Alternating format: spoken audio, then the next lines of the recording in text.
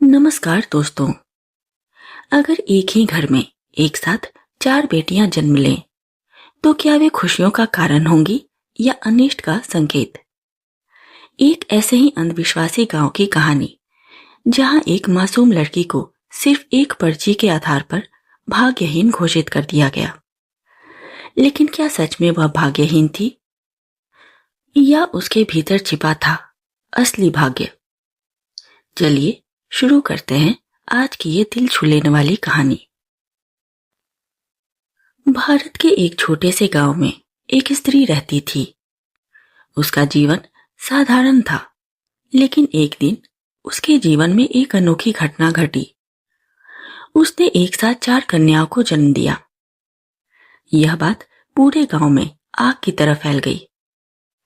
लेकिन जहां यह घटना उस मां के लिए खुशी का कारण थी, वही गांव के लोगों के लिए यह डर और अंधविश्वास का विषय बन गई। उस गांव में एक पुरानी मान्यता प्रचलित थी कि यदि किसी घर में एक साथ चार बेटियां जन्म लेती हैं, तो यह आने वाले किसी बड़े अनिष्ट का संकेत होता है। लोग मानते थे कि ऐसी घटना पूरे गांव के लिए अशुभ होती है। धीरे धीरे लोग उस स्त्री और उसकी बेटियों से दूरी बनाने लगे। कोई उनके घर आना जाना पसंद नहीं करता था। गांव के लोग उन मासूम बच्चियों को भी शक और भय की नजर से देखने लगे, मानो वे कोई अपशगुन हो। मां के लिए यह सब बहुत पीड़ादायक था। एक ओर उसकी ममता अपनी बेटियों के लिए उमड़ती थी, तो दूसरी ओर समाज की कठोर सोच उसे भीतर ही भीतर तोड़ रही थी। फिर भी उसने हिम्मत नहीं हारी और अपनी चारों बेटियों का पालन पोषण पूरे प्यार और देखभाल से किया। जब उस गांव की कन्याएं 16 वर्ष की आयु में पहुंचती, तब वहां एक अजीब और कठोर परंपरा निभाई जाती थी। यह परंपरा उन चारों बहनों के जीवन का फैसला करने वाली होती थी। गांव के लोग चार कागज की पर्चियां तैयार करते। इनमें से 3 पर्चियों पर सुंदर और कीमती उपहारों के नाम लिखे जाते, जैसे मोती की माला, चांदी के गहने या सोने का आभूषण। लेकिन चौथी पर्ची पर राख लिखा होता, जो अपशगुन और दुर्भाग्य का प्रतीक माना जाता था। इसके बाद चारों कन्याओं को एक एक करके आंखें बंद करके उन पर्चियों में से एक उठाने को कहा जाता।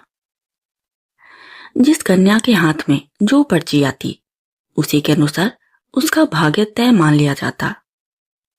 जिन 3 कन्याओं को उपहार वाली पर्चियां मिलती, उन्हें सौभाग्यशाली समझा जाता, जबकि जिस कन्या के हिस्से में राख लिखी पर्ची आती, उसे भाग्यहीन घोषित कर दिया जाता।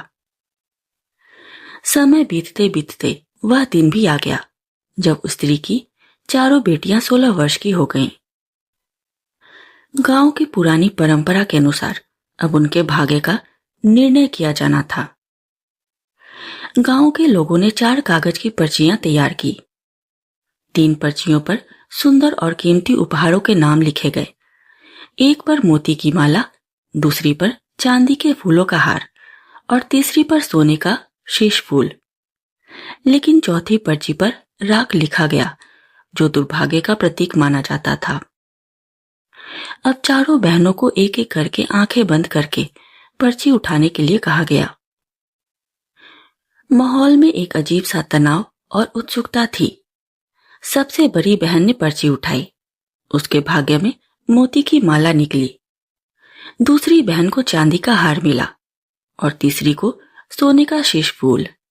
लेकिन जब चौथी और सबसे छोटी बहन की बारी आई, तो उसके हाथ में जो पर्ची आई, उसमें राख लिखा था। यह देखकर गांव वालों ने तुरंत उसे भाग्यहीन घोषित कर दिया। चौथी बहन के भाग्यहीन घोषित होने के बाद तीनों बहनें खुद को श्रेष्ठ समझने लगीं। वे तीनों भाग्यहीन कन्या को बात बात पर नीचा दिखाती रहती। एक दिन उनकी मां ने चारों बेटियों से कहा, बेटियों, आज तुम सब जंगल से घास लेकर आओ। मां की आज्ञा मानकर चारों बहनें साथ साथ जंगल की ओर चल पड़ी। आगे आगे तीनों बड़ी बहनें थीं और सबसे पीछे चुपचाप वह चौथी बहन चल रही थी, जिसे सब भाग्यहीन कहकर पुकारते थे। वह कुछ नहीं कहती, बस सब सहती हुई उनके पीछे पीछे चलती जाती थी। जंगल में पहुंचकर वे घास काटने लगी। काम करते करते उस छोटी बहन को भूख लगने लगी। आसपास नजर दौड़ाने पर फल से लदी एक पेड़ दिखाई पड़ी। उसने धीरे से कुछ फल तोड़े और भूख मिटाने के लिए उसे खाने लगी। तभी उसकी तीनों बहनों की नजर उस पर पड़ गई। वे तुरंत गुस्से से उसकी ओर बढ़ी और उसे डांटते हुए बोली, तुम हो भाग्यहीन, ये याद रखो, इन फलों पर तुम्हारा नहीं कोई हक। वह फल हमें अभी दे दो, हम ही चखेंगे इनका मीठा रस। बेचारी छोटी बहन कुछ कह भी नहीं पाई कि उन्होंने उसके हाथ से वे फल झट से छीन लिए। जब तीनों बहनों ने फल खाना शुरू किया तो वे चौंक उठी। जिन फलों को वे बड़े चाव से खाने जा रही थी, उनमें हर तरफ कीड़े रेंग रहे थे।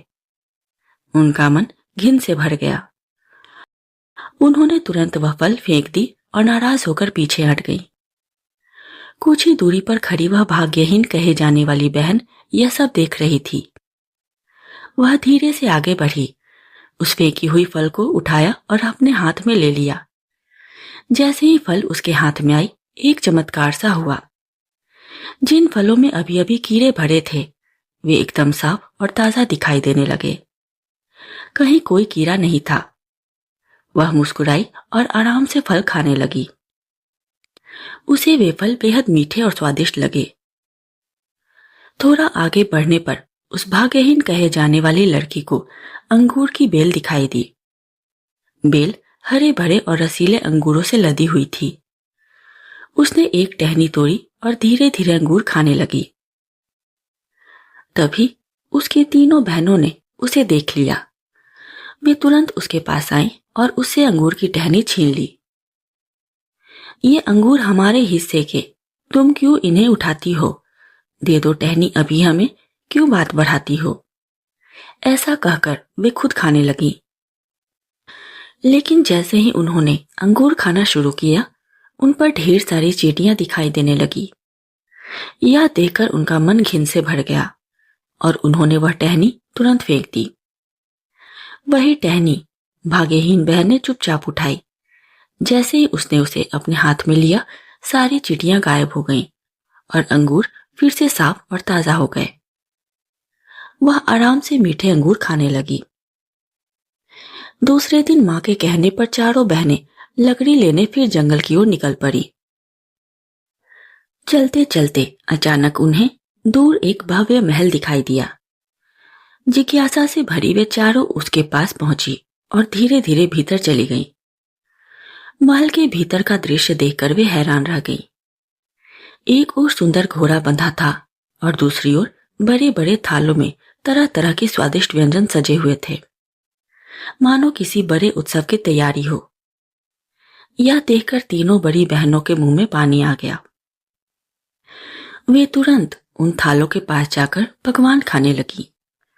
लेकिन जब भाग्यहीन बहन भी आगे बढ़ी तो उन्होंने उसे रोक दिया। तुम दूर ही रहो, पास न आना, ये पकवान तुम्हें नहीं है खाना। ये स्वाद भरे थाल हमारे हैं, तुम बस देखो, हाथ न लगाना। कहकर उन्होंने बेचारी लड़की को डांट दिया। अपमान से भरी वह भाग्यहीन बहन चुपचाप वहां से उठकर आगे बढ़ गई। वह महल के भीतर दूसरे कक्ष में पहुंची। उस कक्ष में चारों ओर साज श्रृंगार की सुंदर वस्तुएं सजी हुई थी। रंग बिरंगे कीमती वस्त्र, आभूषण और सजने संवरने की हर चीज वहां रखी थी। लड़की ने संकोच से इधर उधर देखा, फिर धीरे से एक सुंदर पोशाक उठाकर पहन ली। जैसे ही उसने वस्त्र धारण किए, उसका रूप निखर उठा। पास ही सोने की एक जोड़ी जूती रखी थी। उसने वह जूती पहनी और आश्चर्य, वह उसके पैरों में बिल्कुल सही बैठ गई, मानो उसी के लिए बनाई गई हो। अब वह पहले जैसी साधारण लड़की नहीं लग रही थी, बल्कि किसी राजकुमारी की तरह सुंदर और तेजस्वी दिखाई दे रही थी। जब वह उस श्रृंगार कक्ष से बाहर निकली तो उसके सामने एक विशाल सभागार था। वहां चारों ओर रोशनी, सजावट और उत्सव जैसा माहौल था। मानो किसी बड़े समारोह की तैयारी हो। उस विशाल सभागार में एक राजकुमार शांत भाव से खड़ा था। राजकुमार के चेहरे पर प्रतीक्षा की झलक थी, मानो वह किसी विशेष क्षण का इंतजार कर रहा हो। उसके पास एक तेजस्वी महात्मा भी खड़े थे, जिनकी आंखों में गहरी समझ और विश्वास झलक रहा था। तभी उस सजी धजी कन्या के कदमों की आहट सभागार में गूंजी। महात्मा की दृष्टि उस पर ठहर गई। उन्होंने हल्की मुस्कान के साथ राजकुमार की ओर देखा और धीमे स्वर में कहा, राजकुमार, प्रतीक्षा खत्म हुई। तुम्हारा भाग्य स्वयं तुम्हारे सामने आ पहुंचा है। राजकुमार ने संदेह भरे स्वर में कहा, महात्मन, क्या सच में यही मेरी दुल्हन है? मैं कैसे विश्वास कर लूं? हो सकता है कोई अन्य कन्या सज धज कर यहां आ गई हो। महात्मा मुस्कुराए और शांत स्वर में बोले, राजकुमार, मैंने पहले ही कहा था, जो कन्या इस श्रृंगार कक्ष की वस्तुओं से स्वयं को सजाएगी, वही तुम्हारी सच्ची दुल्हन होगी। उसके पैरों की ओर देखो, वही सोने की जूतियां जो बिल्कुल उसके नाप की है। यह कोई संयोग नहीं, यही तुम्हारी नियति है।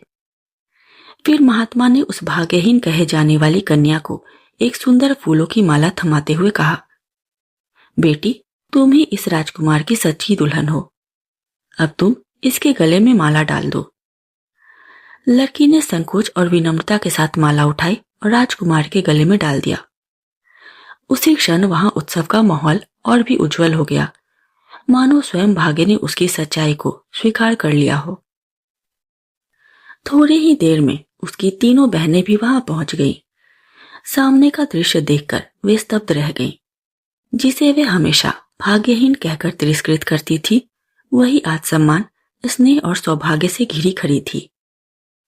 उनकी आंखें झुक गई और मन में पश्चाताप की गहरी लहर उठी। तीनों बहनें चुपचाप अपनी छोटी बहन के पास आई और उसे क्षमा मांगी। उस सरल हृदय लड़की ने भी बिना किसी शिकायत के उन्हें गले लगा लिया। उस दिन के बाद उनके मन का अभिमान टूट गया और वे बदल गईं। समय के साथ उनका जीवन भी सुधर गया, क्योंकि उन्होंने सच्चाई और विनम्रता का रास्ता अपना लिया। कहानी की नैतिक शिक्षा। अंधविश्वास पर विश्वास करने के बजाय हमें व्यक्ति के गुण, कर्म और व्यवहार को महत्व देना चाहिए। सच्चा भाग्य वही है जो धैर्य, विनम्रता और अच्छे कर्मों से स्वयं बनाया जाए। अगर आपको यह कहानी अच्छी लगी हो तो वीडियो को लाइक करें, चैनल को सब्सक्राइब करें और अपने दोस्तों के साथ जरूर शेयर करें और कमेंट में लिखें, सच्चा भाग्य कर्म से बनता है। ऐसे ही दिल को छू लेने वाली और सीख देने वाली कहानियां सुनने के लिए जुड़े रहिए हमारे साथ। मिलते हैं अगली कहानी में। तब तक के लिए धन्यवाद।